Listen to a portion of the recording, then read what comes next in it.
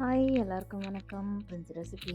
இன்றைக்கி பிரின்ஸ் ரெசிபியில் எப்பவும் போல் தான் ஸ்கூல் லஞ்ச் பேக்கிங். இன்றைக்கி ஸ்பெஷல் பார்த்தோம்னா ஹெல்த்தியாகவும் இருக்கணும். ஸோ அப்போ அதுக்கேற்ற மாதிரி நம்ம பண்ணி அனுப்பணும்னு சொல்லிட்டு மார்னிங் எழுந்தோன்னே ஒரு காலிஃப்ளவர் எடுத்து வெளியே வச்சுட்டு அதுக்கப்புறம் சரி காலிஃப்ளவர் 65 வெரைட்டி ரைஸ், அப்புறம் எக், பாயில் எக். இன்றைக்கி தான் அவங்களுடைய இதான் சாப்பாடு. ஸோ அதை எப்படி பண்ணேன், ஹெல்த்தியாக எப்படி பண்ணேன்னு பார்க்கலாமா?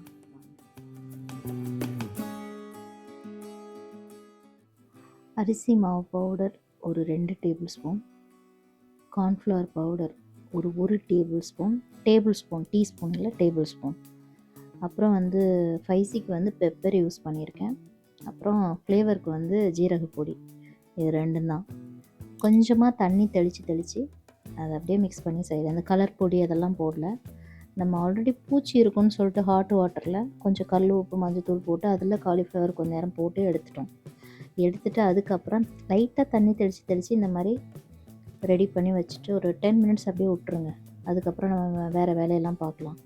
அதுக்கப்புறம் கொஞ்சம் நேரம் ஆனப்புறம் டீப் ஃப்ரை பண்ணி எடுக்க வேண்டியதான். ஓகேவா? இதுதான் ப்ரொசீஜர். அந்த கலர் பொடியெல்லாம் போட்டால் அது வேண்டாம் அப்படின்னு சொல்லிட்டு தான் கொஞ்சம் அவாய்ட் பண்ணி, ஏதாவது எப்போவாவது ஒருனா ஓகே, ரெகுலராக நம்ம அதை யூஸ் பண்ணக்கூடாதுன்னு சொல்லிட்டுக்காக நான் அவாய்ட் பண்ணியிருக்கேன். நீங்கள் வேணும்னா போட்டுக்கோங்க. ஓகே. ஸோ ஃப்ரை பண்ணி தனியாக எடுத்து வச்சுட்டு அதுக்கப்புறம் ரைஸ் ரெடி பண்ணோம். ரைஸ் சாதம் வடித்து அது ஒரு பக்கம் தனியாக எடுத்து வச்சாச்சு. இன்னொரு பக்கம் எக்கு பாயில் பண்ணி அது ஒரு பக்கம் தனியாக எடுத்து வச்சுட்டு இந்த கேப்லேயே தான் ஒன்று நடந்தது. இதில் நிறைய சொதப்பவும் செஞ்சேன். இன்றைக்கி மார்னிங்லேருந்தே என்னன்னு தெரில, பால் காய்க்க போகும்போது இட்லி மாவில் கொண்டு போய் பாலை ஊற்ற போனேன். அதே மாதிரி இட்லி மாவு எடுத்து டைரெக்டாகவே தோசை சுடுற மாவு தூக்கி டைரெக்டாக பாத்திரத்தோடு கேஸ் அடுப்பில் வச்சு ஆன் பண்ணி விட்டுட்டேன்.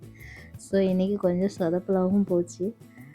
இன்றைக்கி வீடியோ எடுக்கும்போதே நினச்சேன், என்ன இப்படி சொதப்பிட்டு இருக்கோம் இன்றைக்கி அப்படின்னு. பட் அதெல்லாம் பண்ண போகும்போது டக்குன்னு ஞாபகம் இது பண்ணேன். அடுப்பில் வச்சுட்டேன், டைரெக்டாகவே வச்சு அது ஒரு பக்கம் ஒன்று ஆச்சு. பட் மாவுக்கு எதுவும் ஆகலை. பாத்திரம் தான் கொஞ்சம் ஸ்ட்ராங்கான பாத்திரம்னால அது ஓகே ஆயிடுச்சு. ஆயில் போட்டுட்டு சின்ன ஜீரகம், பாதாம் ஒரு 4-5 பீஸ் நீட்டாக அரிஞ்சுக்குங்க. அரிஞ்சிட்டு ஒரு நல்ல பெரிய வெங்காயம் பொடியாக அரிஞ்சு அதையும் வதக்கிக்கோங்க. வதக்கிட்டு தக்காளி 3 தக்காளி கட் பண்ணி போடணும். 3 தக்காளி மிக்ஸி ஜாரில் நல்லா அடித்து பேஸ்ட் ஆக்கி போடணும். ஸோ மொத்தம் 6 தக்காளி. ஓகேவா? அந்த 6 தக்காளியில் கொஞ்சம் தக்காளி கிரேவி நான் தனியாக எடுத்துட்டேன். அதில் மசாலா ஐட்டம்னு நீங்கள் பார்க்கும்போது அதில் என்ன இருக்குன்னா மஞ்சத்தூள், சில்லித்தூள், ஜீரகத்தூள் ஆல்ரெடி இருக்குது. அதனால் எந்த கரம் மசாலா அந்த மாதிரிலாம் எதுவும் போட வேண்டாம். நார்மல் மைல்டாக இருக்கிறதுக்காக புதினா மட்டும் கொஞ்சம் வதக்கும் போதே போட்டுட்டோம். அவ்வளோதாங்க. மூடி வச்சு கொஞ்சம் நேரம் அது நல்லா கிரேவி ஆற வரைக்கும் ரெடி ஆகட்டும்னு விட்டுட்டு இன்னொரு பக்கம் முட்டையெல்லாம் க்ளீன் பண்ண ஆரம்பிச்சுட்டு இருந்தேன். ஸோ அதை ஒரு பக்கம் க்ளீன் பண்ணிவிட்டு இந்த கிரேவியிலேருந்து கொஞ்சமாக கீழே அவங்களுக்கு அந்த ஒரு எப்படி சொல்கிறது, அந்த எக்குக்கு கொஞ்சம் கொடுப்பேன். நீங்கள் இதில் பார்க்கும்போதே தெரியும். அப்புறம் ரைஸ் மார்னிங் ஸ்டீம் பண்ணி அதை வடித்து எடுத்துகிட்டு அந்த ரைஸை இதில் சேர்க்கணும். ஃபைனலாக நம்ம ரெடி பண்ணி வச்சுருக்கோம் இல்லையா காலிஃப்ளவர், அது பட்டாணி, பச்சை பட்டாணி வேணும்னா போடுங்க. பட்டு என்கிட்ட இருக்கிறதுனால நான் தாராளமாக போட்டுட்டேன். ஓகேவா? பட் எனக்கு இதில் வேண்டான்னு தோணுச்சு. அப்புறம் பார்த்தா இல்லை இருக்கட்டும், கொஞ்சம் போடுவோம் அப்படின்னு சொல்லிட்டு கலர்ஃபுல்லாக இருக்கட்டும்னு சொல்லிட்டு பட்டாணி போட்டேன். ஸோ அதுக்கப்புறம் காலிஃப்ளவர் போட்டுட்டு ரொம்ப சிம்மில் வச்சுட்டு ஒரு 5 மினிட்ஸ் அப்படியே விட்டுருங்க அடுப்பில். அதுக்கப்புறம் எடுத்து பசங்களுக்கு பேக் பண்ண ஆரம்பித்தாச்சு. பேக்கிங் அப்போ தான் இந்த எக்கெல்லாம் தோல் ரிமூவ் பண்ணிவிட்டு கட் பண்ணி சொன்னேன் இல்லையா ஃபஸ்ட்டு உங்கள்கிட்ட, இதிலேருந்து தான் கொஞ்சம் கிரேவி எடுத்து அதுக்கு நம்ம ரெடி பண்ணியிருப்பாங்க. ஸோ அதுதான் மசாலா ஐட்டம்னு பார்த்தா ரொம்ப சிம்பிள், பட் ரொம்ப ஈஸியான ரெசிபி, கொஞ்சம் ஹெல்த்தியான ரெசிபி.